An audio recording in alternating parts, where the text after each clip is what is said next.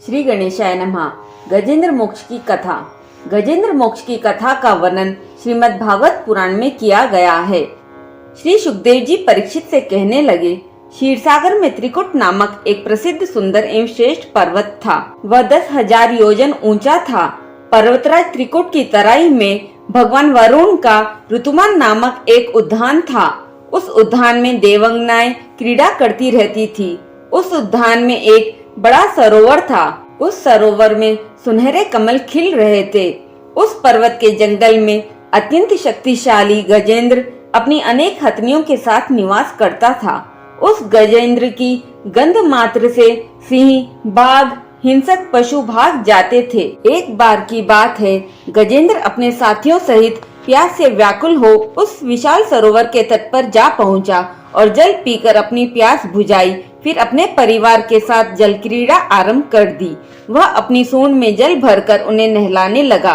भगवान की माया से मोहित हुआ गजेंद्र उन्मत्त हो रहा था। उसी समय उस सरोवर में रहने वाले एक मगरमच्छ ने उस गजेंद्र के पैर को कसकर पकड़ लिया। गजेंद्र के परिवार ने उसे मगरमच्छ से बचाने की अनेक चेष्टा की, किंतु वे सफल नहीं हुए। वह मगरमच्छ अत्यंत पराक्रमी था। संघर्ष चलता रहा। गजेंद्र स्वयं को बाहर खींचता और मगरमच्छ गजेंद्र को भीतर खींचता। सरोवर का निर्मल जल गंदला हो गया था। कमल दल शत विकसित हो गए। जल जंतु व्याकुल हो उठे। गजेंद्र और मगरमच्छ का संघर्ष 1 सहस्र वर्ष तक चलता रहा। दोनों जीवित रहे। यह दृश्य देखकर देवगण चकित हो गए। अंततः गजेंद्र का शरीर शीतल हो गया।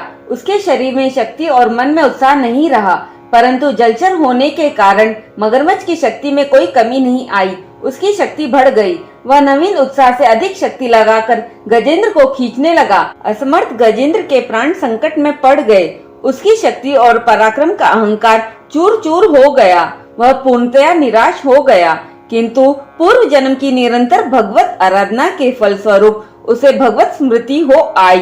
तब उसने श्री हरि को पुकारा व स्तुति करने लगा। गजेंद्र ने मन को हृदय में एकाग्र किया और तत्पश्चात पूर्व जन्म में सीखे हुए श्रेष्ठ स्तोत्र के जप द्वारा भगवान की स्तुति करने लगा। आपको मेरा बारंबार प्रणाम है। जैसे समस्त नदी, झरने आदि का परम आश्रय समुद्र है, उस प्रकार समस्त वेद शास्त्र के परम तात्पर्य आप है, मोक्ष स्वरूप है। जैसे यज्ञ के काष्ठ अग्नि में अग्नि गुप्त रहती है, वैसे ही आपने अपने ज्ञान को गुणों की माया से ढक रखा है। जो लोग कर्म संन्यास अथवा कर्म समर्पण के द्वारा आत्म तत्व की भावना करके वेद शास्त्रों से ऊपर उठ जाते हैं, उनकी आत्मा में आप स्वयं ही प्रकाशित हो जाते हैं।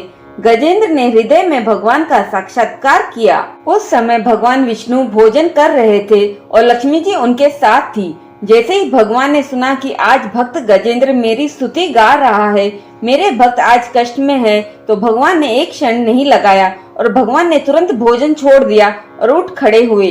लक्ष्मी जी ने प्रभु का हाथ पकड़कर पूछा, प्रभु भोजन छोड़कर कहाँ जा रहे हो? तब भगवान हाथी कहते हैं, लेकिन लक्ष्मी जी हाथी का केवल हा ही सुन पाई थी। जब तक भगवान ने थी कहा, तब तक भगवान गजेंद्र के पास पहुंच गए थे। जब गजेंद्र ने देखा कि आकाश में गरुड़ पर सवार होकर हाथ में चक्र लिए भगवान श्री हरि आ रहे हैं, तब अपनी सूंड में कमल का एक सुंदर पुष्प लेकर उसने ऊपर को उठाया और बड़े कष्ट से बोला, नारायण भगवान आपको नमस्कार है। जब भगवान ने देखा कि गजेंद्र अत्यंत पीड़ित हो रहा है, तब वे गरुड़ को छोड़कर कूद पड़े और कृपा करके गजेंद्र के साथ ही मगरमच्छ को भी बड़ी शीघ्रता से सरोवर से बाहर निकाल लाए। फिर सब देवताओं के सामने ही भगवान श्री हरि ने चक्र से मगरमच्छ का मुंह फाड़ डाला और गजेंद्र को छुड़ा लिया। उस समय ब्रह्मा, शंकर आदि देवता, ऋषि और गंधर्व श्री हरि भगवान की प्रशंसा करने लगे तथा उनके ऊपर फूलों की वर्षा करने लगे। जब सुखदेव जी ने राजा परीक्षित को यह कथा सुनाई, तब राजा परीक्षित ने सुखदेव जी से पूछा कि पुनर्जन्म में यह मगरमच्छ कौन था? तब सुखदेव जी ने कहा कि यह जो मगरमच्छ था वो पूर्व जन्म में हुहु नाम का श्रेष्ठ गंधर्व था। एक बार देवल ऋषि जलाशय में स्नान कर रहे थे। तब यह हुहु नाम का गंधर्व चुपचाप जल के अंदर जाकर उसने ऋषि के पैर पकड़े और मगर मगर कहकर चिल्लाने लगा। इससे क्रोधित होकर देवल ऋषि ने श्राप देकर हुहु को कहा, हे हुहु गंधर्व, तुझे लाज नहीं आती? तुझे संत महात्मा का आदर करना चाहिए और तू मजाक उड़ा रहा है और मगरमच्छ की तरह आकर मेरे पैर पकड़ता है। अरे दुष्ट, अगर तुझे मगर बनने का इतना ही शौक है तो तुझे मगर की योनि प्राप्त हो। श्राप मिलते ही वह गंधर्व ऋषि से क्षमा याचना करने लगा। तब ऋषि ने कहा कि तू मगर की योनि में जरूर जन्म लेगा, लेकिन तेरा उद्धार भगवान के हाथों होगा। यही मगरमच्छ रूपी हुहु गंधर्व का उद्धार भगवान श्री हरि ने किया था। वह गंधर्व पाप मुक्त होकर अपने लोक को चला गया। फिर राजा परीक्षित ने सुखदेव जी से पूछा कि हे सुखदेव महाराज, वह गजेंद्र कौन था जिसकी पुकार सुनकर भगवान भोजन छोड़कर आ गए? तब सुखदेव जी ने महाराज से कहा, पूर्व जन्म में गजेंद्र का नाम इंद्रद्युम्न था।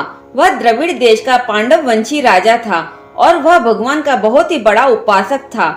उसने अपना राजपाट छोड़ करके मलय पर्वत पर जटाएं बढ़ाकर तपस्वियों के वेश में रहने लगा। एक दिन वे भगवान श्री हरि की तपस्या में मग्न थे।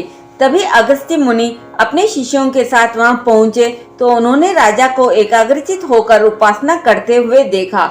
अगस्त्य मुनि ने देखा कि राजा अपनी प्रजा पालन और गृहस्थोचित अतिथि सेवा आदि धर्म को छोड़कर तपस्वियों की तरह बन रहे हैं। अतः उस राजा इंद्रद्युम्न पर वह क्रोधित हो गए और क्रोध में आकर उन्होंने राजा को श्राप दे दिया कि हे राजा, तुमने गुरुजनों से शिक्षा नहीं ग्रहण की है और अभिमानवश परोपकार से निवृत्त होकर मनमानी कर रहे हो। ऋषियों का अपमान करने वाला यह राजा हाथी के समान जड़ बुद्धि है, इसलिए इसे घोर अज्ञान में हाथी की योनि प्राप्त हो। राजा ने इस श्राप को अपना प्रारब्ध समझा। इसके बाद दूसरे जन्म में उसे आत्मा की विस्मृति करा देने वाली हाथी की योनि प्राप्त हुई, परंतु भगवान की आराधना के प्रभाव से हाथी होने पर भी उन्हें भगवान की स्मृति हो ही गई। भगवान विष्णु ने गजेंद्र का उद्धार कर उसे अपना पार्षद बना लिया। गंधर्व और देवगण उनकी लीला का गान करने लगे। गजेंद्र की स्तुति से प्रसन्न होकर भगवान विष्णु ने सबके समक्ष कहा, हे प्रिय गजेंद्र, जो लोग ब्रह्म मुहूर्त में उठकर तुम्हारी की हुई स्तुति से मेरा स्तवन करेंगे, उन्हें मैं मृत्यु के समय निर्बल बुद्धि का दान करूंगा। यह कहकर भगवान विष्णु ने पार्षद रूप में गजेंद्र को साथ लिया और गरुड़ारूढ़ होकर अपने दिव्य धाम को चले गए। बोलिए श्री हरि विष्णु भगवान की जय।